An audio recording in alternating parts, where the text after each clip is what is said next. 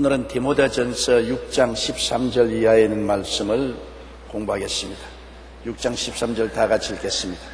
만물을 살게 하신 하나님 앞과 본디오 빌라도를 정하여 선한 증언을 하신 그리스도 예수 앞에서 내가 너를 명하노니. 바울 선생이 디모데에게 명령을 내리는데 굉장히 엄중한 배경을 들어서 명령을 내립니다. 흔들릴 수 없는 엄한 권위를 가지신 하나님 아버지와 우리 주 예수 그리스도의 빌라도 앞에서의 증언을 가지고서 디모데를 명령하고 있는 것입니다. 여기에 만물을 살게 하신 하나님은 만물을 살게 하실 뿐 아니라 만물을 지으신 분이신 것입니다. 하나님 안 계시면 이 세상에 아무것도 존재할 수가 없습니다. 여러분, 우연히 무슨 일이 생겼다고 말하는 것은 가소로운 일입니다. 아무도 원인이 없이 결과가 생긴 일이 없습니다. 우리가 팔뚝에 찬 시계를 보고 시계 우연히 길을 가다가 보니까 바위가 깨어지더니만 그곳에 철광석이 나오고 구리가 나오더니만 이것들이 합쳐가지고서 우리 시계가 되자고 적은 용수철이 되고 톱니바퀴가 되고 이것이 합쳐서 시계가 되고 나중에 유리 뚜껑이 뚫더니만 짜각짜각 하더라. 그런 거짓말을 믿을 사람은 아무도 없습니다. 시계는 설계를 하고 설계에 따라서 만든 분이 있어야 시계가 되는 것입니다. 우주 만물도 설계를 하고 설계에 따라서 만든 이가 계셔야 만물이 있을 수가 있는 것입니다. 그러므로 무신론자들은 모든 것이 우연이 되었다, 터무니없는 소리하고 있는 것입니다. 진화론자들은 무엇이 조그마한 가스에서 우주가 폭발해서 그래서 진화되어 나왔다, 이것도 맹랑한 소리인 것입니다. 오늘날 이 지구상에 사람 같은 생명체가 우연히 생겨날 수 있다는 것은 어떠한 확률로도 불가능한 사실인 것입니다. 만물은 하나님이 계셔서 하나님이 설계를 하시고 그리고 계획을 하셔서 만들으셔서 오늘날 만유가 있는 것입니다. 그리고 이 만유를 또 살리신 이도 하나님이신 것입니다. 아담과 하와가 타락함으로 말미암아 죄와 사망이 세계를 지배했습니다. 그래서 모든 것에 죄와 사망이 있습니다. 생로변사가 사람에게만 있는 것이 아니라 자연에도 있지 않습니까? 모든 동물도 모든 곤충도 모든 자연 만물은 태어날 때가 있으면 성장하고 그 다음에는 죽습니다. 기간의 차이는 있지만은 다 죄와 사망의 법이 통치하고 있는데 이곳에 그 아들 예수 그리스도를 보내셔서 사망을 철폐하시고 만물을 새롭게 하고 생명을 가져오신 이는 하나님이신 것입니다. 하나님은 만유의 근원이 되시고 모든 생명을 주시는 원천이 되시는 것입니다. 그러므로 만물을 살게 하신 하나님 앞과 본디오 빌라도를 향한 선한 증언을 하신 그리스도 예수 앞에서 예수님이 본디오 빌라도에게 넘겨졌을 때 빌라도 앞에서 주님께서 선한 증거를 증거하셨습니다. 빌라도가 내가 너를 살릴 수도 있고 죽일 권세도 있다고 말할 때 예수님이 하늘에서 그 권세를 너에게 주지 아니했으면 너는 아무도 살릴 수도 없고 죽일 수도 없는 것이다. 너에게 권세를 주시는 하나님이시고 나를 너에게 넘겨준 사람들의 죄가 너보다 더 많다고 말을 하셨습니다. 주님께서는 빌라도가 아무리 총독으로 권세를 가졌어도 예수님을 정죄하는 그 정죄의 권능은 하나님이 허락해 줬기 때문에 그렇게 되었다는 것입니다. 여러분, 하나님이 예수 그리스도를 어린 양의 제물로 내주지 않았었으면 절대로 대제사장이나 유대인들이나 로마 정부가 예수님을 잡지 못합니다. 예수님은 하나님의 아들인 것입니다. 하늘과 땅의 모든 권세를 가지고 계신 것입니다. 하나님이 작정하셔서 예수님을 내어주신 것입니다. 구약성경 전체를 보십시오. 아담이 타락한 이후로 하나님을 만날 때는 언제나 짐승을 잡아서 피를 흘려야 됐습니다. 가인과 아벨이 제단을 만들었을 때 가인은 곡식으로 제물을 드리니 하나님 받지 않았습니다. 아벨은 어린 양을 잡아 제물을 드리니 하나님 받아들였습니다. 벌써 아담과 하와가 타락한 이후로부터 시작해서 하나님은 희생 제물을 원했습니다. 이 세상 죄를 위하여 어린 양 같은 예수님이 십자가에 죽으실 것을 먼 옛날부터 예언으로 보여주신 것입니다. 아브라함이 하나님을 만날 때도 언제나 짐승을 잡아서 제물로 드려야 됐습니다. 왜냐하면 장차 예수님이 죄를 갚기 위해서 죽으시는 그 은혜가 없이는 하나님과의 교제가 이루어지지 않는 것입니다. 이스라엘 백성이 애굽에서 나올 때도 문설주에 양을 잡아 피를 흘리고 고기를 먹었습니다. 예수님을 상징하는 피를 바르고 고기를 먹어야 사탄을 상징하는 애굽에서 바로에서 노예남을 받을 수 있었습니다. 그들이 시내산에서 하나님과 언약을 맺었을 때 하나님께서는 제사의식을 주었습니다. 이스라엘 백성이 하나님께 나올 때는 여러 가지 면에서 반드시 죄 지은 사람은 속죄제물, 속건제물, 그 다음 하나님께 늘 헌신하는 번제물, 화목제물, 감사제물, 어느 제물이든지 짐승을 잡아 죽이고 피를 흘리지 않고는 하나님께로 나온 역사가 없습니다. 하나님의 은혜를 받으려면 반드시 죽어서 피를 흘려야 되는데 짐승이 사람을 대신해서 속죄가 될 수 없습니다. 사람은 사람이 대신해야지요. 짐승은 상징적으로 표시한 것입니다. 그러므로 피 흘림이 없은 즉 죄사함이 없고 피 흘리는 제사가 없이 하나님과 인간 사이의 관계는 회복되지 않습니다. 그런 오랜 구약의 짐승을 통해 상징적으로 피를 흘려서 보여주신 대로 예수님이 하나님의 어린 양으로 땅에 오신 것입니다. 세례 요한이 예수님 보고 보라 세상 죄를 지고 가는 하나님의 어린 양이라고 말한 것입니다. 예수님이 모든 구약 40년 동안에 흘린 짐승의 피를 대표해서 하나님의 어린 양으로서 오셔서 사람의 죄를 대신 짊어지고 십자가의 제물이 되는 것인데 하나님이 예비하신 어린 양으로서 하나님이 내가 주었기 때문에 유대인이나 로마 사람들이 예수님을 잡았습니다. 예수님은 보통 사람이 아니에요. 완전한 하나님이 완전한 사람으로 오신 분인데 그 말 한마디에 천지가 일어서는 것입니다. 예수님 한마디에 갈릴리 풍랑도 잠잠해지고 죽은 나사로가 나흘 동안 무덤에 있다가 살아났지 않습니까? 그런 권능의 주님이 아무 힘도 없고 능도 없이 무력하게 포박되어서 얻어맞고 돌로로사의 슬픈 길을 걸어서 갈보리에 올라가 십자가에 못 박인 것은 왜 그렇습니까? 하나님이 그리스도의 모든 능력을 다 빼앗고 예수님을 제물로 내놓은 것입니다. 하나님이 제물로 내놨기 때문에 예수님을 제물로 잡는 백정 노릇을 한 것이 대제사장, 바리새교인, 사두개교인, 교부사들, 그렇지 않으면 로마의 빌라도인 것입니다. 이 사람들은 예수님을 잡는 대리인이 된 것입니다. 그 정말 어마어마한 일을 감히 집행하고 역사에 도장이 찍힌 죄인들이 된 것입니다. 아무리 하나님이 내준 어린 양이라도 하나님의 아들 예수 그리스도를 죽인다는 것은 엄청난 죄인 것입니다. 몸서리 난 죄인 것입니다.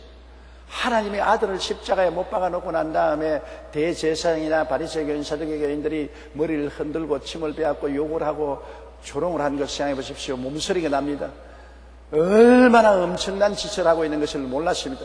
예수님께서도 친히 말씀하시기를 아버지여 저들이 하는 것을 알지 못하고 저렇게 하오니 저들의 죄를 용서하여 주옵소서. 얼마나 엄청난 잘못을 저지르고 있는 것을 모르고 그렇게 했습니다. 지금은 지옥 저 아랫목에 내려가서 아이고 왜 몰랐던 거 아이고 무슨 소용이 있습니까? 이미 늦었죠. 그런데 빌라도는 로마 총독으로서 사실은 예수님을 내어주려고 애를 많이 썼습니다. 석방하려고 많은 노력을 했습니다. 그 부인도 꿈에 예수님이 하나님의 아들인 것을 계시받고 난 다음 남편에게 저 거룩한 자에게 손을 대지 말라고 쪽지까지 보냈습니다. 부인의 쪽지도 받았지요. 자기가 보았어도 예수님은 죄 없이 억울하게 누명을 덮어쓰고 죽는 것을 알았기 때문에 백방으로 예수님을 놓으려고 애를 써도 군중들이 무섭고 밀란이 일어날까 무섭고 군중들이 당신이 예수를 죽이지 않으면 카이자 로마 황제의 신하가 아니라고 고함치는 바람에 자기 명예와 지위와 권력을 보존하기 위해서 잘못된 일인 줄 알면서 예수님을 십자가에 못 박은 것입니다. 그는 대중 앞에서 물을 떠오라고 해서 물에 손을 씻으면서 이 사람의 피에 대해서는 내가 아무 책임이 없다. 물로 씻는다고 그 죄가 없어지나요? 유대인들은 말하기를 이 죄를 나와 우리 자손들에게 돌려라. 그 피 흘린 죄값을 나와 내 자손에게 돌려라. 그 이후로 이스라엘 백성들이 로마 정부군의 주 70년에 예루살렘이 함락되고 엄청난 살육이 이루어졌고 천하 만국에 흩어져서 가는 곳마다 유대인들이 핍박을 받고 제2차 세계대전은 나치스 독일에 의해서 600만 명이 참사를 당했었어요. 예수님을 십자가에 못 박을 때 이 피값을 우리와 우리 자손에게 돌리라고 한 그 조상들의 죄값을 갚은 것입니다. 얼마나 무서운 일입니까? 엄청난 일입니다. 하나님의 아들, 우주와 만물을 지으신 그 하나님이 사람으로 오셔서 우리 위해서 제물이 되어 주셨어요. 그 예수님이 빌라도 앞에서 내가 유대인의 왕이냐? 내가 왕이라. 나는 진리에 대해서 증거하러 왔노라. 가룟 유다가 아니고 빌라도가 진리가 뭐냐? 진리가 뭔지 알턱이 뭐죠? 예수님이 진리인데 예수님을 안 믿으니까 빌라도가 알턱이 없죠. 예수님은 담대하게 그가 유대인의 왕이요 진리라는 것을 빌라도 앞에서 선언했습니다. 예수님은 잡히고 난 다음 십자가에 죽기까지 주님께서는 변명을 하지 않았었습니다. 왜냐하면 하나님의 뜻이 그가 만유를 살리기 위한 제물이 되는 것이 뜻이었기 때문에 이미 하나님이 그를 제물로 내놓은 이상 안 죽으려고 변명할 필요가 없습니다. 물어서 대답할 필요가 없습니다. 주님이 정당화할 이야기를 할 필요가 없습니다. 주님은 잠잠하게 제물이 되어서 십자가에 못 박여 몸짓고 피 흘려 죽으신 것입니다. 예수님의 고난이 얼마나 엄청나게 큽니까? 주님께서 빌라도의 뜰에서 채찍에 맞았을 때 온 몸이 다 찢어지고 피가 낭자하게 흘렀습니다. 그래서 완전히 기진맥진했습니다. 그렇게 얻어맞고 채찍에 맞은 상처로 안 죽을 사람이 없을 정도인 것입니다. 거기에다가 무거운 십자가를 걸머지고 골고다를 향한 슬픔의 길을 걸었습니다. 그래서 성경은 이사야 53장에 저는 실로 우리의 질고를 지고 우리의 슬픔을 당했다. 그는 질고를 치고 얻어맞고 십자가를 짊어지고 한없는 슬픔의 길을 걸어서 갈보리 산 위에 올라가서 양손과 양발에 생사를 찢는 대못이 찔려지고 십자가에 매달려 6시간 동안 하늘과 땅 사이에 매달려 있었습니다. 아무리 저는 생각해도 그리스도의 그 희생의 신비를 내 마음으로 이해할 수가 없어요. 너무나 예수 그리스도의 희생이 큰 희생이고 고통이기 때문에 어찌 일이 일어날 수가 있는가? 죄가 얼마나 무서운 것인 것을 깨달았습니다. 아담과 하와가 하나님을 반역하고 마귀와 짝을 지어 나간 죄가 엄청나게 무서운 죄라는 것을 예수님 십자가를 통하여 깨달을 수 있습니다. 그냥 선악과를 따먹고 하나님을 배반하고 마귀와 짝지어 나갔으면 그뿐이라고 생각했는데 그것이 하나님 보시기에 죄는 엄청난 죄입니다. 둘째 아담 예수님이 오셔서 첫 아담 속에 지은 죄를 갚을 때 당한 고통은 형언할 수가 없습니다. 예수님이 그 고난 안 당했으면 여러분과 내가 그 고난 당해야 돼요. 죄의 값은 사망이요. 모든 우리 사람들이 다 죄를 지었기 때문에 우리가 하나님 앞에 심판을 받아야 돼요. 그걸 생각하면 안 태어나야죠. 태어나서 심판당할 것 생각하면 얼마나 고통스럽습니까?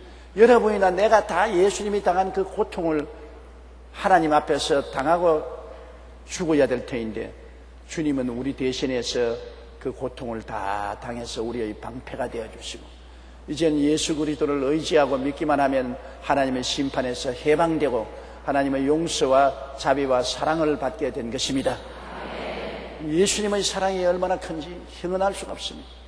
하나님은 정의로운 심판을 베풀고 사랑을 베풀기 위해서 예수님을 제물로 주셔서 우리 대신해서 심판받으시고 우리가 하나님의 용서와 사랑을 받도록 만들어 주시니 그리스도 안에 있는 하나님의 사랑, 예수님의 사랑은 우리가 도저히 청량할 수가 없습니다. 노래로 헤아릴 수 없고 감사로 이루 아랠 수가 없는 것입니다.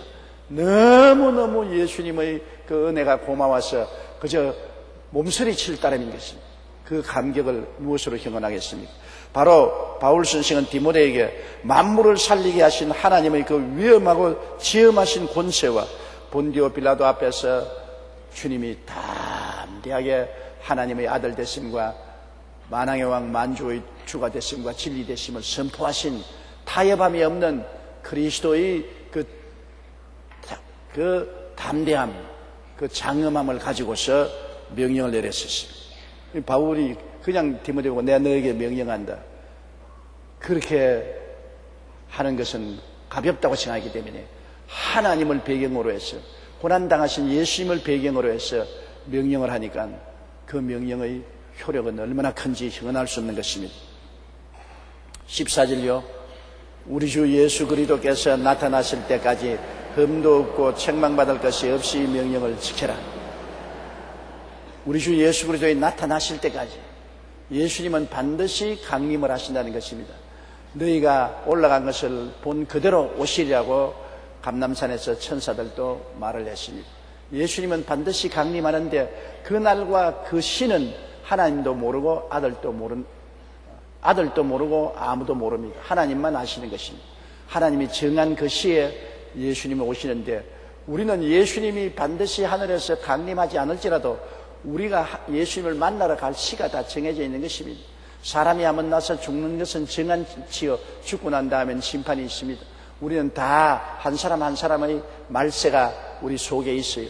온 세계의 말세는 예수님 강림하실 때 다가오겠지만은 우리 개인의 말세는 우리에게 다 있는 것입니다. 우리 언제 갈지 모르지 않아요. 오늘이라도 하나님 부르시면 가야 되지 않겠습니까?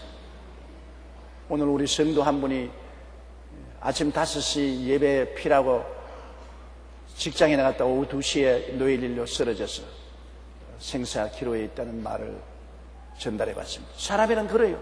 아침에 말 같은 사람이 오후에 그냥 사라지고 마는 것입니다. 우리가 예수님을 만날 시간은 언젠지 모르는 것입니다.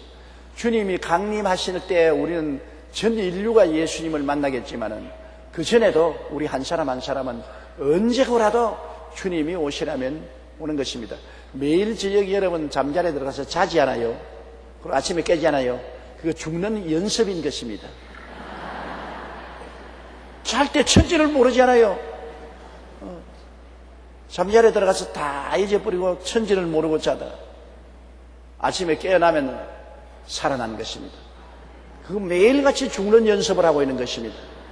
그러므로 잠자리에 들어갈 때 양심이 죄 없이 깨끗하게 들어가야 자다가 가더라도 주님 앞에 즐겁게 설 수 있잖아요.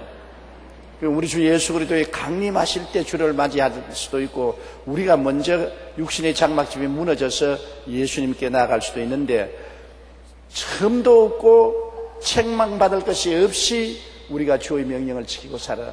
구원은 예수님을 믿음으로 구원받습니다. 아담과 하와의 원죄, 아담과 하와가 하나님을 배반하고 마귀와 짝에서 나온 원죄, 이 원죄는 예수 그리스도께서 엄청난 고난을 통해서 갚아주셨습니다.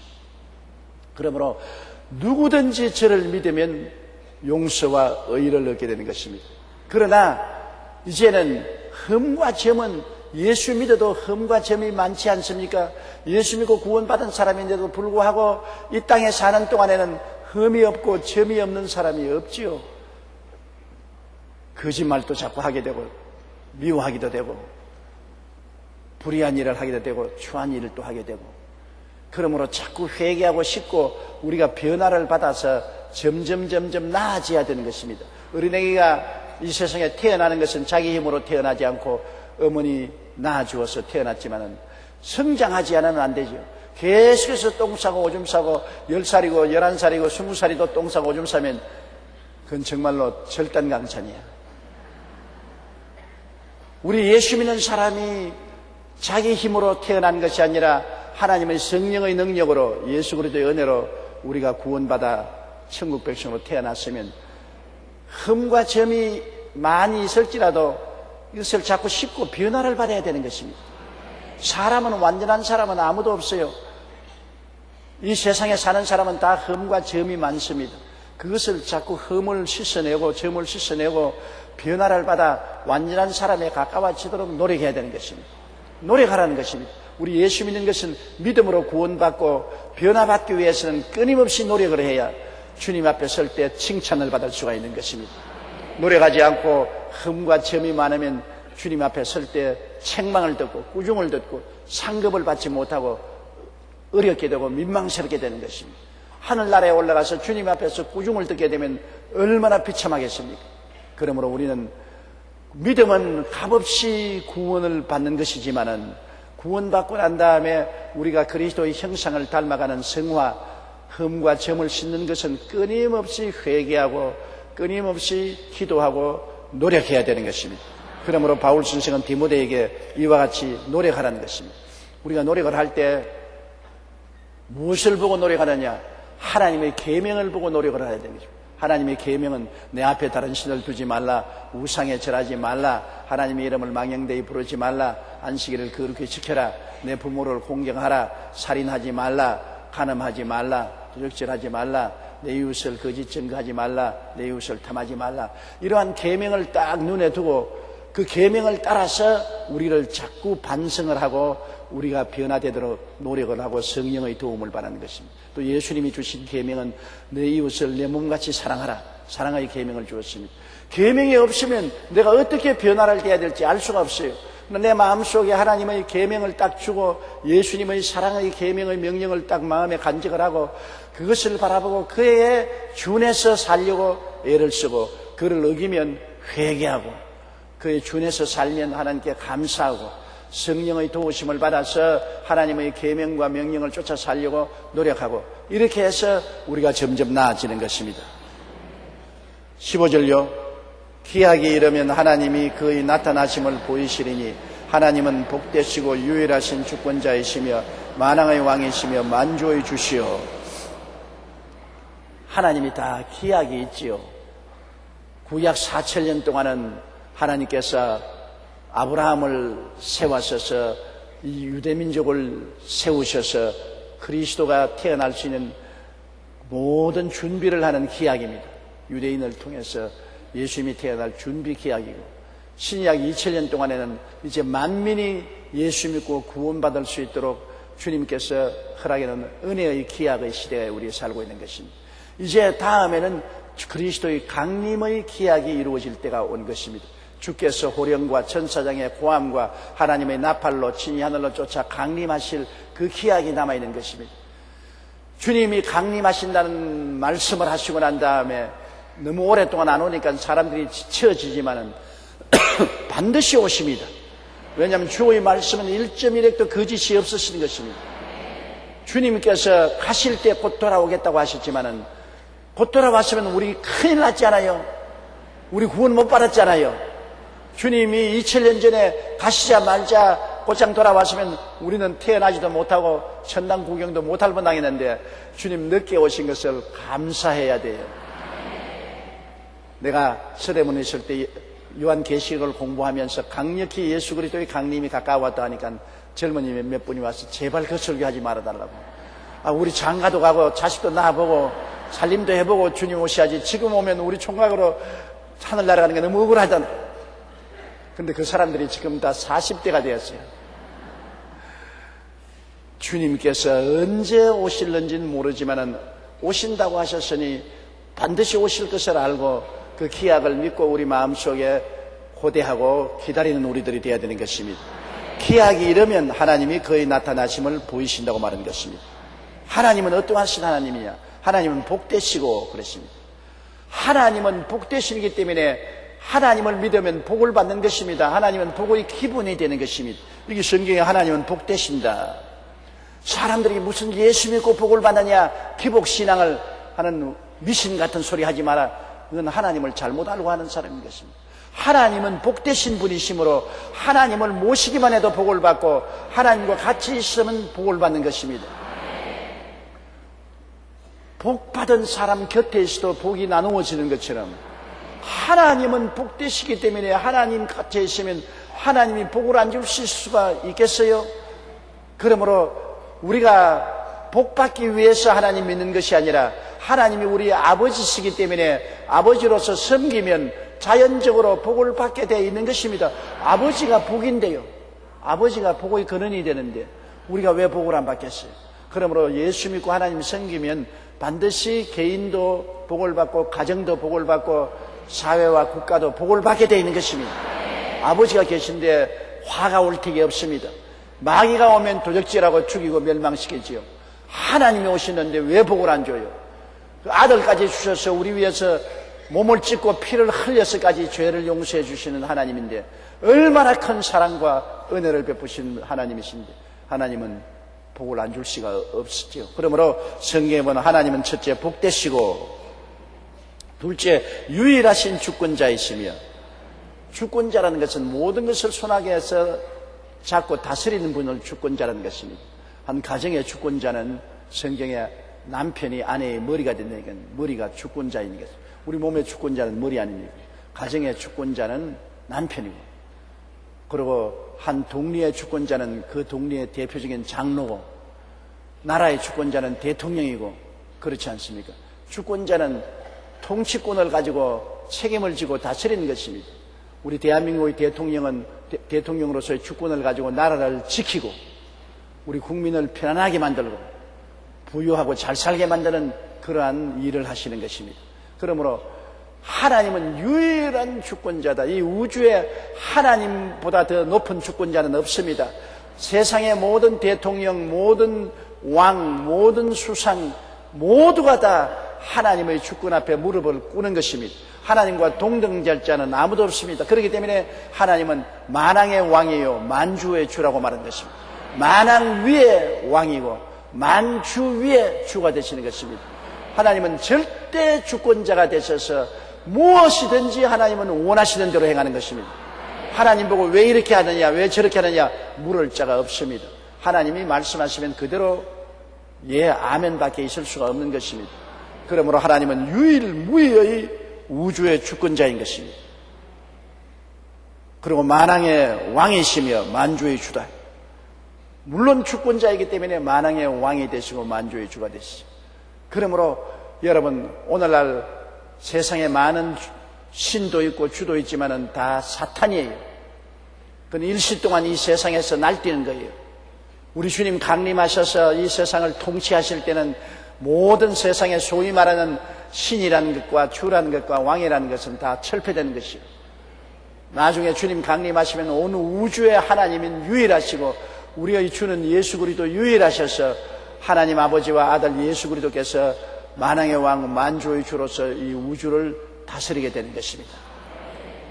우리는 지금 우리의 마음속에 하나님 아버지와 예수 그리스도가 유일한 만왕의 왕 만주의 주여 주권자로서 우리 마음을 통치해야지, 하나님 이외에 다른 누구도 우리가 숭배해서는 안 되는 것입니다. 하나님 외에 누구를 따라도 안 되는 것입니다. 하나님 아버지, 하나님 예수님, 하나님 성령님 세 분은 똑같은 하나님이죠. 한 하나님, 세 하나님이 아니라 한 하나님 아버지, 한 하나님 예수님, 한 하나님 성령님, 세 인격이지만 한 하나님이신 것입니다. 이 하나님이 절대 주권자이시고 만왕의 왕이시고 만주의 주가 되셔서 우리 마음을 통치하시고, 지금은 우리 마음속에 통치하시지만은 장차는 강림하셔서 온 우주와 세계와 만물을 통치하시게 되는 것입니다. 16절요. 오직 그에게만 죽지 아니함이 있고 가까이 가지 못할 빛에 거하시고 또 볼 수 없는 이시니 그에게 존귀와 영원한 권능을 돌릴지어다. 오직 그에게만 죽지 아니함이 있고, 우리는 모든 것이 다 죽지 않아요.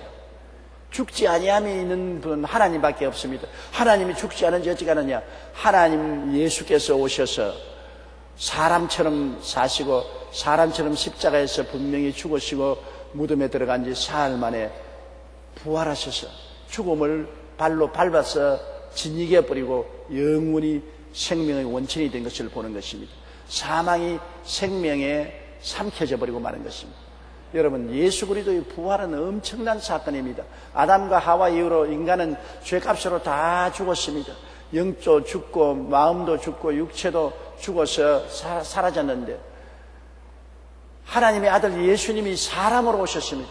우리와 똑같은 사람으로 오셔서 십자가에서 죽었어요. 만인이 보는 앞에서 죽었습니다. 그리고 만인이 보는 앞에서 무덤에 들어갔는데 사흘 만에 부활하셨습니다.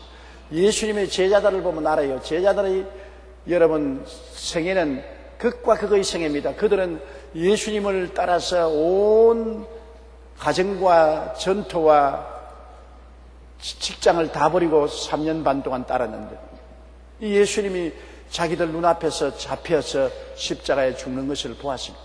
자기들 눈으로 똑똑히 보았어요.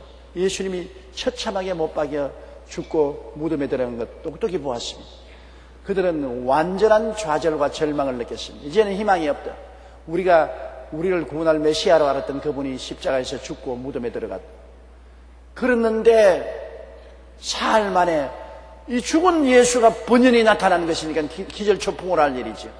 그들이 다 유대인이 두려워서 안식 후 첫날에 숨어서 모여있는데 주님이 번뜩 나타났는데 이게 웬일입니까? 사흘 전에 죽어서 무덤에 들어간 그분이 나타났거든. 그래서 제자들이 모두 다 그들은 환영을 보는 줄 알았습니다. 잘못된 것을 보는 줄 알았습니다. 그러나 예수님께서 그들 앞에서 생선을 구운 것도 잡수시고 도마에게는 손도 내밀어서 손바닥에 넣어보고 옆구리에도 손을 넣어보라고 하시고 이런 것을 주님이 40일 동안 계속하는 것입니다. 하루 이틀이 아닙니다. 40일 동안 예루살렘에서 유대에서 갈릴리에서 주님이 계속 나타나시는 거예요. 함께 이와에게 하시고 함께 거하시고 함께 잡수시고 그리고 사라지시고 동해 번쩍 서해 번쩍. 이래서 예수님의 제자들은 뼈에 아로 새겨지게 확신한 것은 죽은 예수님이 살아나시고 우리 눈앞에 분명히 죽은 그 예수님이 죽음을 이기고 살아나셔서 예수님을 믿으면 사망은 다 철폐되는구나. 주님 말씀이 기억났습니다. 나는 부활이요 생명이니 나를 믿는 자는 죽어도 살겠고 살아서 나를 믿는 자는 영원히 죽지 않는다. 그랬기 때문에 제자들은 이 예수님을 모시고 이제는 너무나 영원한 생명에 대한 확신을 얻었기 때문에 죽는 것을 겁내지 않았습니다. 이래서 12 제자가 다 목숨을 내놓은 것입니다. 그들이 예수 전도하고 자기 목숨을 내어서 순교를 당하고 피로 도장을 친 것입니다. 예수님이 살아난 것을 너무나 확실히 보았기 때문에 너무나 확실하기 때문에 죽는 것 초계같이 여기고 겁내지 않았었습니다. 이 우주 역사상 여러분 사망을 철폐한 이는 예수님밖에 없습니다. 종교를 준 분은 많습니다. 훌륭한 종교를 우리에게 가르치고 철학을 가르치고 윤리와 도덕을 가르친 선생은 많습니다. 그러나 죽음을 철폐한 이는 예수님밖에 없습니다. 죽은 자 가운데 사흘 만에 부활하사 영원히 생명의 원천이 되신 것입니다. 그러므로 하나님 아버지, 하나님 예수님, 하나님 성령님 삼위일체 하나님만이 죽음이 없습니다. 이 세상에 다 죄값으로 죽음이 있지만은 하나님께는 그리스도를 통해서 죽음이 없는 것을 증명하셨습니다. 사망은 생명에 상침받은 것을 증명해버린 것입니다. 그러므로 예수가 우리 속에 계시면 이미 영원한 생명이 우리 속에 들어와 있는 것입니다. 육체가 죽어도 우리 속 사람은 죽지 않습니다. 영생이 우리 속에 들어와 있는 것입니다. 아버지와 아들, 성령 삼위일체 영원한 사는 하나님이 우리 속에 들어와 있으므로 사는 하나님과 함께 우리는 육신의 장막집이 무너져도 영원히 살고 나중에 우리 육신도 부활해서 영원히 살게 되는 것입니다. 어제 우리 집사람이 아침에 자자마자 날 보고 여보 오늘 희한한 꿈을 꾸었어. 그래서 또 꿈 이야기 하는가 보다 그렇게 했는데 꿈에 오살리 기도원에 시아버지 묘지에 갔는데 저하고 같이 묘 앞에 앉아서 예배를 드리려고 하는데 묘 뚜껑이 열리는데 보니까 우리 아버지 조두천 장로님이 백골에 대해서 누워있더랍니다. 뼈만 해골로부터 뼈만 하얗게 누워요. 그래 백골을 앞에 두고서 저와 우리 집사람이 보고 있는데 갑자기 배꼽이 손가락이 움직이기 시작하고 발이 움직이기 시작하면 몸에 힘줄이 돋고 핏줄이 돋고 살이 덮이더니만 일어나는데 30대 아주 젊은 청년으로 일어나더랍니다.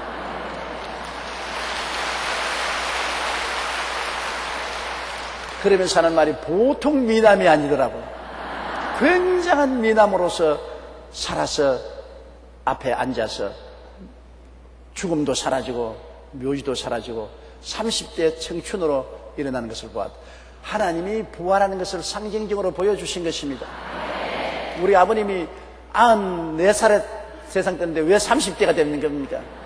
하는 말이 그렇게 이쁜 모습은 처음 봤다는 것입니다. 30대 우리 아버지를 본 적이 없으니까 그랬죠. 시집이 늦게 왔으니까 못 봤죠. 그렇게 이쁜 모습은 처음 봤는데 30대 모습으로 확 웃으면서 살아나더라고요. 우리는 모두 다 그리스도의 모습을 담아 30대 청춘으로 살아나게 되는 것입니다. 이미 그 생명이 예수를 믿음으로 말미암아 우리 속에 들어와 있으므로 우리는 사망에서 생명으로 옮김받은 사람들인 것입니다. 우리는 생명이 있는 사람인 것입니다.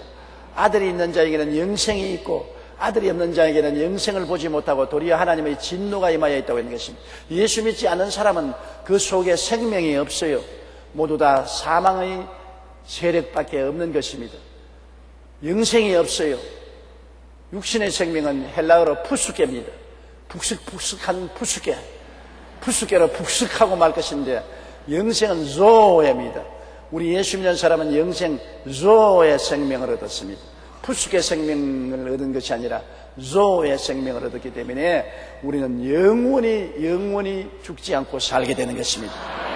그러므로 주님께만 죽지 아니함이 있는데 그 주님을 우리가 하나님으로 모시고 섬기니 우리는 영원히 죽지 않은 생명을 가지고 있는 것입니다.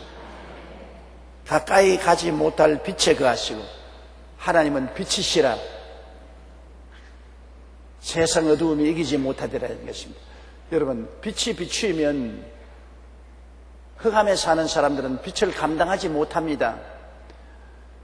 장마 때 지나고 난 다음에 끄적대기를 덜치면 햇빛이 비칠 때 습지에 어두운 데 있는 벌레들이 기가 막히게 어두운 데로 달아나는 것입니다. 어두운 데에 있는 존재들은 빛을 감당하지 못합니다. 그러나 저 푸른 나무들, 아름다운 장미꽃, 아름다운 백화꽃, 빛에 비치면 얼마나 향기를 토하고 아름답습니까? 빛을 바라보고 기뻐하고 즐거워할 수 있는 자가 있는가 하면은 빛을 보고 도망칠 자가 있는데 예수 믿는 사람들은 예수님이 나는 빛이라 내가 세상에 있는 또한 사람들이 빛 가운데 행한다고 했으시니 예수를 모신 사람은 가슴 속에 하늘나라의 빛이 들어온 것입니다. 여러분은 빛의 자녀들인 것입니다. 마음속에 영원한 영생이 있을 뿐 아니라 빛이 들어왔기 때문에 나중에 우리 육신의 장막짐을 떠나도 하늘나라 빛이 비치는 대로 향해서 나가는 것입니다. 빛을 향하여 나가는 것입니다. 하늘에서 밝은 빛 비치어 내려오면 우리는 빛의 자녀라 빛을 따라서 가는 것입니다. 그러나 마음에 빛이 없고 어두움의 자녀들은 빛을 피해 달아나야 되는 것입니다. 빛이 눈부셔서 견딜 수가 없는 것입니다. 그러므로 육신의 장막짐을 떠나면 빛이 비치면 빛을 피하여서 어두운 지옥으로 줄다람쥐를 치는 것입니다. 하나님이 지옥으로 보내는 것이 아닙니다. 속에 빛이 없기 때문에 빛을 감당하지가 못해요. 그러므로 어두움을 자기가 찾아서 줄다람쥐를 치는 것입니다. 천당 가는 사람은 자기가 찾아서 천당 가는 것입니다. 빛이 비치니까 내가 빛이니 빛을 따라가는 것이고 내가 어두움이 있으면 어두움을 따라가는 것입니다. 그러므로 예수 그리스도가 세상의 빛이므로 그리스도를 구주로 모신 자만이 그 영혼 속에 빛이 있는 것입니다. 우리는 다 하늘나라의 빛을 가지고 있는 것입니다. 그 빛이 우리에게 비치음으로 그 빛이 보여주는 대로 하나님을 아버지라고 부르게 되고 예수님을 구주로 부르게 되고 성령님을 보혜사로 부르게 되고 빛이 있으므로 우리가 찬송을 하고 기도를 하게 되고 말씀을 읽게 되고 진리를 깨달아 알게 되는 것입니다. 예수 그리스도는 우리에게 생명이 되시고 빛이 되시는 것입니다. 영광스러운 빛입니다. 우리 빛의 자녀들은 다 빛 속에서 살고 있는 것입니다. 우리는 매일매일 같이 하나님 아버지를 섬기고 예수님을 사랑하고 찬송하는 것은 빛 가운데 생활하는 생활인 것입니다. 그러나 어두움에 있는 사람들은 빛을 피합니다. 교회당을 피하고 하나님 아버지와 예수님의 이야기를 피하고 성경을 가까이 하지 않고 등을 돌리는 것입니다. 빛을 가까이 할 수가 없습니다. 여기 성경에 그러지 않습니다. 오직 그에게만 죽지 아니함이 있고 가까이 가지 못할 빛에 거하시고. 빛의 자녀들은 가까이 가요. 빛의 자녀들은 아버지 품에 안겨요. 빛의 원인 예수님 품에 안겨요.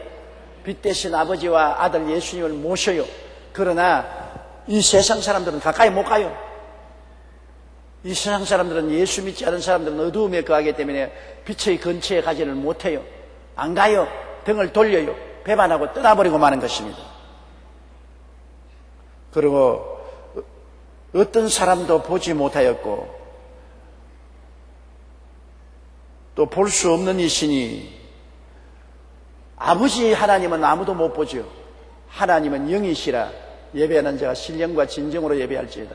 영이라는 것은 헬라어로 푸뉴마라고 합니다. 그리고 바람도 푸뉴마라고 합니다. 따라 말씀하세요. 푸뉴마. 영이란 말과 바람이란 말은 똑같은 헬라어로 푸뉴마입니다.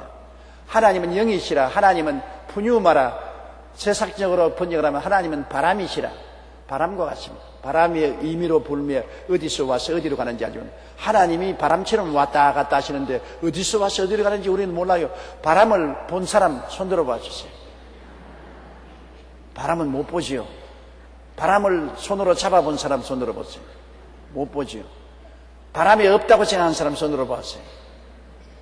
보지도 못하고 잡지도 못하는데 바람이 있다 하니 희한한 일 아닙니까? 왜 그러냐?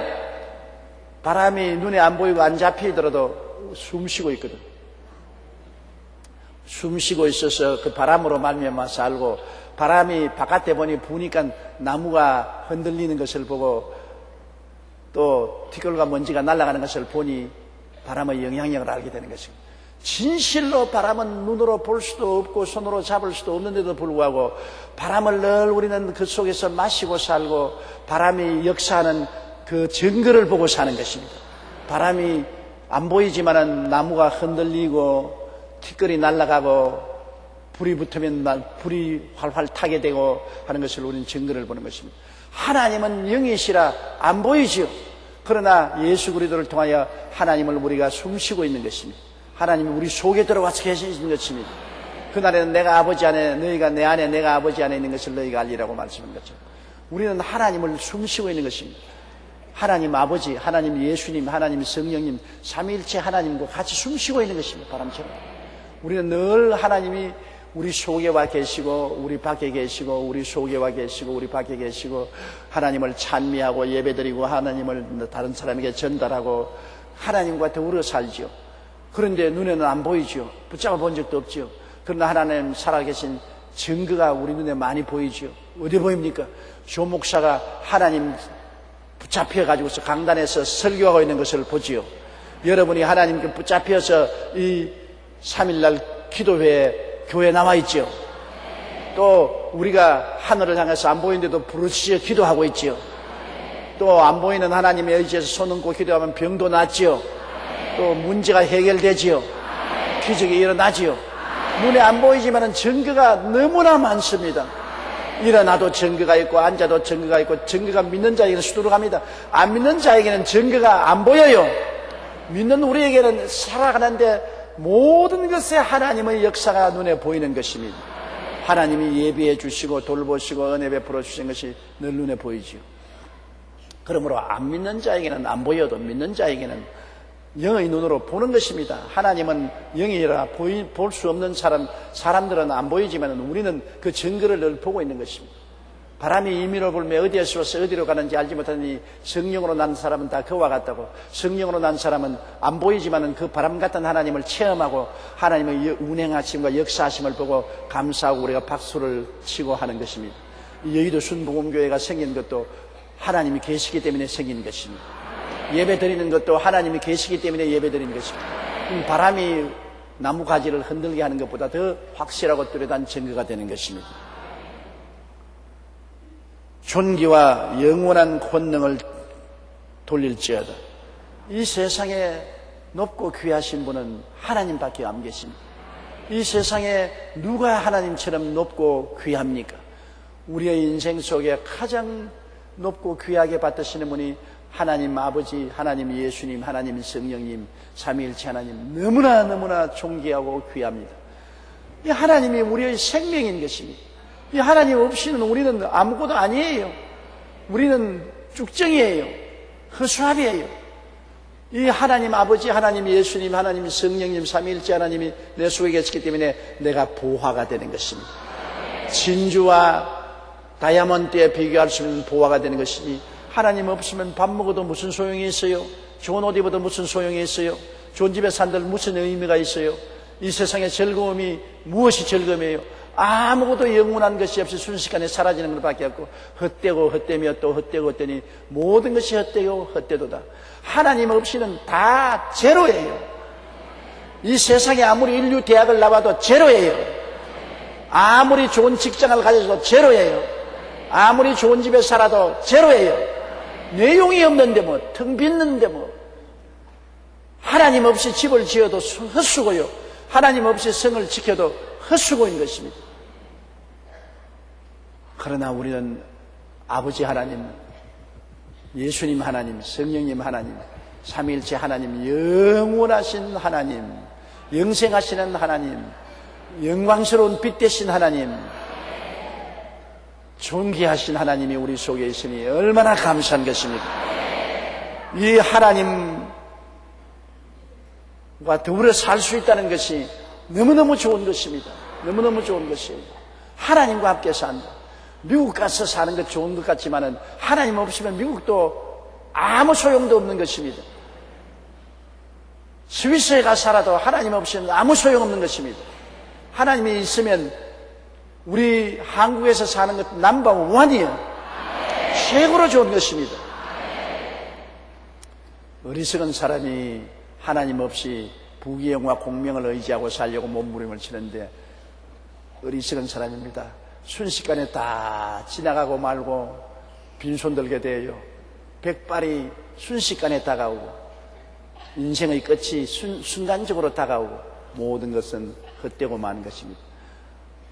만사를 헛되지 않게 하고 영원한 아름다움을 가져오는 것은 삼위일체 하나님을 모시는 것입니다. 그런데 그 하나님께 가는 길이 바로 예수님인 것입니다. 아버지도 안 보이고 성령도 안 보이지만 예수님은 보이는 하나님으로 오셔서 우리가 그 얼굴을 보고 그 음성을 듣고 그 십자가에 찢어진 몸과 피를 먹고 마시고 하나님과 하나가 되는 것입니다. 이 성찬이 얼마나 중요합니까? 성찬을 통해서 우리가 하나님을 먹고 하나님을 마시는 것입니다. 그 보통 게 아닙니다, 여러분. 예수님의 살을 먹고 피를 마신다는 것은 하나님을 먹고 하나님을 마신다는 것입니다. 누구에게 이런 특권을 주겠습니까? 어떻게 하나님이 감히 하나님 자신을 우리에게 내놓고 나를 먹어라, 나를 마셔라, 그리고 나와 하나가 되라, 이렇게 큰 특권을 하나님이 누구에게 주십니까? 동물에게는 주지 않습니다. 우리 예수 믿는 사람에게만 주신 것입니다. 안 믿는 사람에게 하나님이 살을 주고 피를 주지 않습니다. 예수를 믿고 구원받은 우리들에게는 하나님께서 하나님이 살을 주시고 피를 마시겠어요. 우리가 외람되게도 하나님을 먹고 하나님을 마시고, 그러므로 하나님과 하나가 안 될 수가 없는 것입니다.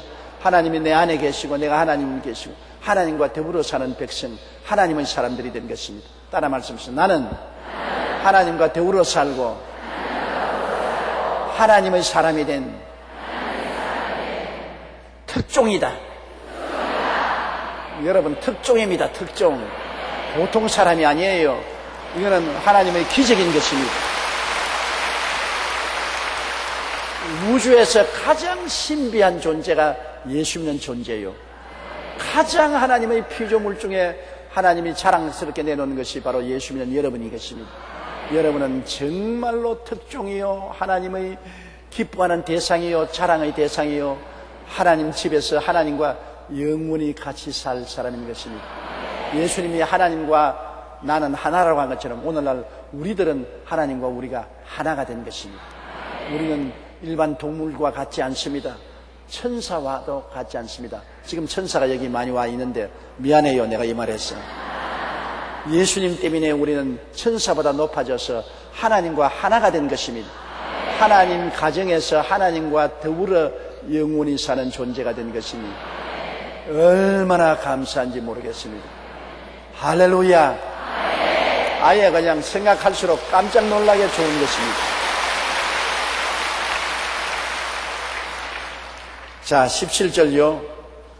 내가 이 세대에서 부한 자들을 명하여 마음을 높이지 말고 정함이 없는 재물에 소망을 두지 말고 오직 우리에게 모든 것을 후히 주시니 누리게 하시는 하나님께 두며, 이 세대의 부한 자, 이 세상에서 부한 게 아니라 우리는 하늘나라 부자, 하늘나라 아버지와 아들과 성령을 모시고 있는 하늘나라 부자, 신령한 부자인 것입니다. 우리 예수 믿는 사람은 가난한 사람은 없어요. 전부 신령한 부자인 것입니다. 신령한 부자가 넘버원 부자고, 그 다음 이 세상 부자들, 하나님이 또 은사를 주어서 이 세상에 부자 되게 한 사람도 있습니다. 모두 다 부자가 되는 것은 아니에요. 그러나 하나님은 자녀들을 하늘나라 부자로 만드시고 난 다음 세상에 사는 동안에 먹고 입고 마시고 살 것은 돌보아 주시겠다는 것입니다. 세상에 부자는 안 될지라도 모자람이 없이 살게 하여 주시는 것입니다. 야매는 나의 목자시니 내게 부족함이 없으리로다. 부자가 되는 것은 은사로서 특별히 주는 것이니, 보통 사람들, 우리들은 예수 믿고 부족함이 없게 만들어주는 것입니다. 우리가 먹고 입고 마시고 사는데 부족함이 없게 한다. 부자는 왜 힘드느냐? 여러분, 부자라는 것은 그냥 부자가 돼서 지 혼자 잘 살기 위해서 되는 게 아니라, 부자는 나누어 주기 위해서 맡아 있는 창고지기인 것입니다. 하나님께서 아브라함에게 말하기를 내가 너를 복의 근원으로 만들겠다. 너에게 복을 주되 복의 근원으로 만들겠다. 복의 근원은 거기에서 나누어 주는 것이 복의 근원입니다. 우물물은 샘의 근원입니다. 우물물이 물을 가만히 가지고 있으면 안 돼요. 자꾸 흘러내보내야 우물물이 맑아지는 것입니다. 복이라는 것은 자꾸 흘러보내야 되는 것입니다. 복은 나누어 주어야 복이지, 가지고 있으면 화가 되는 것입니다. 따라 말하세요. 복은 갖고 있으면 화가 되고 나누어 주면 복이 된다. 그러므로 복을 반드시 부러워할 것 아닙니다. 욕심을 내어서 복을 끌어안으면 복이 화가 되는 것입니다. 그래서 그 복에 의해서 고통을 당하고 죽기까지 하는 것입니다. 그러나 나누어 주면 진짜 복이 되죠. 그렇기 때문에 내게 족할 만큼만 가지고 그 이외에는 복은 자꾸 나누어 줘야 복이 되는 것입니다. 부자들이 부자로서 남으려면은 자꾸 복을 나누어 주고 또 나누어 준, 부자가 돈을 벌면 또 회사를 세우고 공장을 세워서 다른 사람에게 직장을 줘야 되는 것입니다. 직업을 줘야 되는 것입니다. 자꾸 복을 나누어 줘야 돼요. 내가 돈 다 벌었으니 딱 은행에 저금해 놓고 내 한평생 동안 잘 먹고 잘 입고 잘 살겠다고 하면 그 복이 화가 되어도록 개인, 가정, 생활, 자녀, 사업 모든 일에 화로 변하는 것입니다. 그러나 복이 있으면 복을 가지고서 자꾸 나누어 주고 자꾸 직업도 만들고 사업도 만들고 사람들에게 직장도 주고 월급 타먹게 해주고 또 고아원도 도와주고 병원도 세우고 학교도 세우고 나누어 주는 것이 복의 특성인 것입니다. 그러면 자기도 행복하고 그 복으로 말미암아 많은 사람이 행복하게 되는 것입니다. 이 세상에서 부한 자들을 명하되 마음을 높이지 말고, 부하다고 어깨에 힘주고 끄떡거리면 안 되지요. 최근에 우리 한국의 모 재벌이 부하다고 어깨에 힘줘도 문제가, 보통 문제가 생기지 않았습니다. 나는 너무나 그걸 보고 안타깝습니다. 왜냐하면 여러분, 우리가 만일 그 돈이 있어 우리 자식이 나이트클럽에 가서 술 먹고 놀다가 때려 얻어맞아 몇 바늘 끌어매고 집에 오면 어떻게 하겠습니까? 그분이 예수를 믿었었으면 어떻게 됐을까요? 예수를 믿었으면 당장 와서, 야 이놈아, 하나님 믿는 사람이 이 꼬락서니가 뭐냐 이거, 나이트클럽에 가서 술 먹고 놀다가 얻어맞아서 바늘로 꿰매다니 하나님 앞에 얼마나 부끄러운 일이냐. 회개하자. 예수 믿는 아버지 같으면 회개해야 될 거 아니겠습니까? 하나님 아버지여, 자식 잘못 키워서 용서해 주십시오. 이 죄를 용서해 주시고 하나님께서 보혈로 씻어 주시옵소서. 그 다음에는 또 뭐라고 하겠습니까? 하나님, 바늘 몇 바늘 꼬맨 거 감사합니다. 눈알 안 빠진 거 고맙게 생각합니다. 이빨 안 빠진 것 감사합니다. 이만한 것도 감사합니다. 그렇게 감사하고, 그 다음에는 하나님 아버지여, 이것을 기회로 삼아서 앞으로 다시는 이런 데 안 가도록 해 주시옵시고, 올바로 살게 해주시고, 그리고 얘들을 싸움이 붙어서 때려서 찢어지게 하고 바늘로 몇 바늘 꿰매게 한 그 사람들도 회개하고 변화되어 예수 믿고 올바른 사람 되게 해 주시옵소서. 그러면 문제가 다 해결되었을 것입니다. 예수 믿었으면 여러분 그렇게 할 것 아니겠습니까? 그렇지요? 예수를 안 믿었기 때문에 어때? 얻어맞아서 터졌어? 야, 비서실장 와. 야, 어깨나 설만한 사람들 이리 오너라. 모여라. 가죽장갑 있냐? 가죽장갑 가져오너라. 예수가 없기 때문에 인간으로서 느끼는 감정 그대로를 한 것입니다. 거기에는 재벌 회사의 회장이 아니라 필부로서 아비가 자식을 사랑하는 마음이 너무 강해서 빗나가게 된 것입니다. 어느 부모도 자기 자식 사랑해요. 어느 부모도 동물적인 애정으로서 자식을 사랑하고 자식이 고통당할 때 보호하려고 하는 것은 인지상정인 것입니다. 예수를 안 믿은 그 때문에 그렇게 한 것이지, 예수 안 믿는 사람들은 그렇게 다들 합니다, 여러분. 자식 안 사랑하는 사람이 누가 있어요? 다 사랑하죠. 예수만 믿었으면 안 그럴 것인데 예수 안 믿은 것이 너무나 탄식스러워요. 예수 안 믿었기 때문에 돈 있고 지위 있으니까 교만해졌죠. 교만은 패망의 선봉이요, 거만한 마음은 넘어지면 앞잡이라고. 거만한 마음이 있었기 때문에 넘어져 버린 것입니다. 그러므로 예수님이 얼마나 귀합니까? 예수 믿고 하나님 섬긴다는 것은 모든 우리 삶에 올바르게 살아갈 수 있는 판단력을 주시고 지혜를 주시고 총명을 주시고 재능을 주시는 것입니다. 판단력이 흐려져요.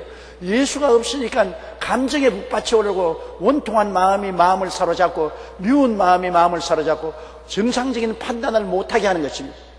예수 믿은 사람은 한마디 기도라도 하면 성령이 오셔서 올바른 판단력을 준다는 거예요. 그러므로 이런 일을 당했을 때 여러분 보면 예수 믿고 하나님께 기도할 수 있는 것이 얼마나 지혜의 근본이요 지식의 근본인 것을 알 수 있는 것입니다. 주님께 기도하면 판단력을 주시고 총명을 주셔서 어리석은 일을 하지 않게 되는 것입니다. 교만하지 않게 만들어주는 것입니다. 예수 믿고 부자 된 사람 돈 때문에 교만하고 어깨에 힘주고 어리석게 하면 바보 천치입니다. 물론 예수 믿는 사람이 돈벌이 하면 하나님께 기도하고 돈벌이이기 때문에 그렇게 안 될 줄로 제가 알고 있습니다. 이 세대에서 부한 자들을 명하여 마음을 높이지 말고 정함이 없는 재물에 소망을 두지 마라. 재물에 소망을 두는 것보다 어리석은 것이 없는 것은 재물은 잠시 있다 날아가는 자구새와 같은 것입니다. 내 손에 들어 있을 때 내가 많이 나누어 주고 써놓으면 그것이 효과가 있는 것입니다. 왜냐하면 재물을 쓴다는 것은 심는다는 것이니까. 많이 뿌려 놓으면 내가 사라져도 도로 거둘 수 있지만 뿌리지 않고 재물을 가지고 있으면 언제 날아갈지 모릅니다. 하나님이 치시면 하루아침에 날아가 버려요. 심고 거두는 법칙이 그게 좋은 게 내가 있을 때 자꾸 심어놔야 돼요. 그래야 없을 때 거둘 수가 있는 것입니다. 있을 때 움켜쥐고 있으면 그거 날아가 버리면 나중에 거둘 것이 없어요. 이러므로 사랑도 자꾸 이웃을 사랑해서 심어놓고 다른 사람에게 소망을 주고 기쁨을 주고 평안을 주고 이것도 심어놓으면 나중에 내가 고통스럽고 괴로울 때 사랑이 돌아오고 기쁨이 돌아오고 평화가 돌아오는 것이고 물질도 내가 있을 때 자꾸 심어놓아야 돼요. 자꾸 헐벗고 굶주린 사람도 도와주고 교육받기 위해서 도와주고 직장을 구해주는 데도 도와주고 자꾸 물질을 심어놓으면 내가 나중에 없어지고 괴로울 때 이게 다 돌아오는 것입니다. 돌아오면서 놀라운 은혜로 돌아오게 되는 것입니다. 그러므로 헛된 재물에 소망을 두지 말라. 소망은 하나님 아버지 우리 주 예수님 성령 삼위일체 하나님께만 소망을 줘야 되는 것입니다. 세상의 소망은 뜬구름입니다. 다 사라지고 말아요. 세상 소망만큼 바보 천치로 만드는 것이 없습니다. 남편에게 소망을 두나요? 실망합니다. 아내에게 소망을 두나요? 나중에 절망할 것입니다. 자식에게 소망 주나요? 천치 바보가 되고 마는 것입니다. 기러기 아빠가 돼가지고서 자식과 마누라를 바다 건너 보내놓고 뼈가 빠져 일을 해가지고서 그 돈 다 자식에게 보내고 마누라에게 보내고 세월에 흘러가서 멀리 떨어졌으니 정도 사라지고 나중에는 마누라가 하루 편지가 왔습니다. 당신하고 이혼하기를 원하니 이혼 소송을 해달라. 자식 커서 나중에 대학 다 졸업받고 장가 달면 누구 좋은 일 시킵니까? 나머집 딸내미 좋은 시입니다. 좋은데 취직했다고 돈 가지고 아버지 어머님이 내 취직했으니까 이 월급 드립니다. 그렇게 할 줄 알아요? 마누라에게 허락 없이 그렇게 했다가는 당장 이혼이다! 그럽니다. 그러니 인류 대학을 보내서 좋은데 취직시켜서 결혼시켜 놓으면 그 다음에는 나무 딸 좋은 일 시켜서 그 마누라가 딱 통장 잡고서 어림도 없지요. 그 한 푼 두 푼 받아 먹으려면 눈물을 달고 똥같이 흘려야 얻어먹습니다. 쓸데없는 소망을 가지지 마십시오. 나는 왜 이런 바보질하는지 몰라요. 부모가 자식을 어느 정도 자기 능력에 따라 공부시키되 한국에서 공부시킬 능력밖에 없으면 한국에서 시켜요. 왜 빚내가면서 미국에 보내요? 왜 집 팔아가면서 보내요? 나중에 알거지 되고 통거지 되고 마는 겁니다. 자기의 처지에 맞도록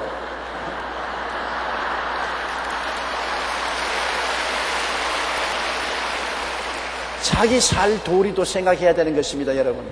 나중에 여러분 늙어서 길거리에 앉아요. 젊을 때는 길거리에 앉아도 안 추워요. 늙어보세요. 자꾸 춥다고. 나는 젊을 때 왜 노인들이 추워서 한기를 잘 뜨는가 우습게 생각했는데 요사이 제가 약간하면 추워요. 늙으면 춥습니다. 젊을 때는 길거리에 앉아도 살아갈 수 있습니다만 늙어서 길거리에 앉으면 비참하게 되는 것입니다. 어떻게 살려요, 늙어서? 나 걱정이 돼, 여러분 보니까. 정말 여러분 살 도리를 다했어요. 아무리 효도 자식도 세월이 그렇게 만드는데 어떻게 합니까? 자식을 교육을 시킬 수 있는 힘이 있으면 시키세요. 힘에 넘도록은 하지 마세요. 집 팔아가면서 하지 마세요. 노후 대책 없이 하지 마세요. 살 대책을 세워놓고 하세요. 자식이 여러분 오히려 잘 못 도와준 자식들이 나중에 효도합니다. 잘 도와준 자식이 효도하지 않습니다. 제가 오랫동안 목회를 해봐서 아는데요. 요사이는 다 그런 게 없지만 옛날에 시골에서 서울에 공단에 와서 일하는 젊은 아가씨들 그냥 벌집에서 개미집에서 살면서 온갖 고생을 하고 돈 모아가지고서 정월달이나 보름에 부모 만나러 간다고 내게 안수기도 받아러 올 때 부모에게 아무 혜택도 받지 못하고 객지에 나와서 그 고생을 했으면서도 부모님 고생한다고 그냥 철철히 옷 사서 보내고 여기 버린 돈 조금이라도 부모님 도움 된다고 내려보내고 그렇게 하는 거 보고 내가 너무나 놀랐습니다. 잘 부모의 도움을 받고 사는 사람은 부모 생일도 찾아보지 않는데 이렇게 고생하고서 잘 생활하면서 부모를 생각하고 눈물을 흘리는 사람 많이 봤어요. 고생하고 키운 자식들이 오히려 효도를 한다는 것은 그것이 참말인 것입니다. 이러므로 여러분 도를 넘치게 하면 모두 다 탐욕이 되는 것입니다. 도를 넘치지 말아야 돼요. 자기 분수에 맞도록 해야 되는 것입니다.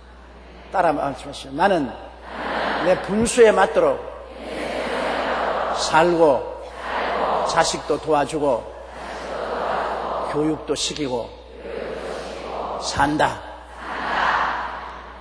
그래야 낙심하지 않습니다. 소망은 하나님께 도와야 되는 것입니다. 우리는 끝없는 소망이 있습니다. 아버지 하나님, 아버지 구주 예수님, 보혜사 성령님, 하나님께 대한 소망은 끝없이 가져도 좋습니다. 가지면 가질수록 소망은 더 커져요. 그러나 세상에 대한 소망은 가지면 가질수록 실망하게 되고 마는 것입니다. 세상 소망은 그 속에 실망의 벌레가 들어있어요. 벌레가 소망을 깔아 먹어버린 것입니다. 그러므로 부질없는 재물에 대한 소망은 두지 말아야 되는 것입니다.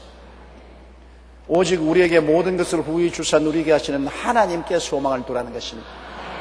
하나님은 무엇을 먹을까, 무엇을 입을까, 무엇을 마실까 돌봐줍니다. 여러분 성수주의라고 적든지 많든지 11조 드리고 하나님 사업을 중심으로 섬기고 살면 안 돌봐주면 하나님 안 계시지요. 뭐 성경에 하나님이 직접 너희는 무엇을 먹을까, 무엇을 입을까, 무엇을 마실까 염려하지 말라. 이는 다 이방인들이 염려하는 것이요 천부께서는 너희 이것이 있어야 될 줄 아시나니라. 그 나라와 그 일을 먼저 구하라. 그러면 이 모든 것을 너희에게 더하시리라. 인생을 사는데 먼저 할 건 먼저 하면 나중 할 것은 내가 돌봐준다는 거예요. 이렇게 약속하신 하나님이 이 약속을 안 지킨다면 하나님 안 살아계시죠. 49년 동안 전 목회하면서 이 하나님이 절대로 거짓말하지 않은 것을 나는 체험하고 보았습니다. 이 하나님만 믿고서 나가세요. 두려워할 이유가 없습니다. 두려워 말라, 내가 너와 함께함이라. 무서워 말라, 나는 내 하나님이 됨이라. 내가 너를 굳세게 하리라. 참으로 너를 도와주리라. 참으로 나의 이로운 오른손으로 너를 붙들기라고 말씀하고 계신 것입니다.